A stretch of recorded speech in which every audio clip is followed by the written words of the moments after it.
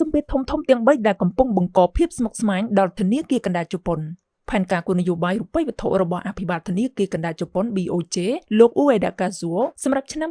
2026នេះកំពុងប្រឈមមុខនឹងភាពស្មុគស្មាញយ៉ាងខ្លាំងដោយសារតែការគៀបសង្កត់ពីកត្តាសំខាន់ៗចំនួន3ក្នុងពេលតែមួយយោងតាមរបាយការណ៍របស់សារព័ត៌មាន Forbes Japan បានបង្ហាញថាឧបសគ្គធំៗទាំងនោះរួមមានទី1វិបត្តិភូមិសាស្ត្រនយោបាយនិងពន្ធគយអាមេរិកជំនួសជាមួយអ៊ីរ៉ង់ដែលនាំឲ្យតម្លៃថាមពលកើនឡើងនិងគោលនយោបាយពន្ធគយថ្មីពីរដ្ឋបាលលោក Donald Trump បានផ្ដល់ផលប៉ះពាល់យ៉ាងខ្លាំងដល់សេដ្ឋកិច្ចជប៉ុនដែលជាប្រទេសខ្វះខាតធនធានធម្មជាតិនិងត្រូវនាំចូលប្រេងស្ទើរតែទាំងអស់ទី2គោលនយោបាយសារពើពន្ធរបស់រដ្ឋបាលលោកស្រី Takaichi នាយករដ្ឋមន្ត្រីលោកស្រី Takaichi Sanae កំពុងជំរុញយ៉ាងខ្លាំងនៅវិធានការការចំណាយថវិកានិងការកាត់បន្ថយពន្ធដើម្បីជួយទ្រទ្រង់សេដ្ឋកិច្ចទោះបីជាបំណុលសាធារណៈរបស់ជប៉ុនធៀបនឹង GDP លើសពី 200% រួចទៅហើយក៏ដោយមិនតែប៉ុណ្ណោះលោកស្រីក៏បានប្រឆាំងយ៉ាងខ្លាំងចំពោះការដំឡើងអត្រាការប្រាក់របស់ធនាគារកណ្ដាលជប៉ុនផងដែរទី3សម្ពាធពីសហរដ្ឋអាមេរិកនិងទីផ្សារសញ្ញាប័ណ្ណក្រសួងរដ្ឋាភិបាលអាមេរិកដឹកនាំដោយលោក Scott Bessent កំពុងដាក់សម្ពាធយ៉ាងខ្លាំងឲ្យធនាគារកណ្ដាលជប៉ុនរឹតបន្តឹងផ្នែកហិរញ្ញវត្ថុដើម្បីទប់ទល់នឹងតម្លៃប្រាក់ដុល្លារ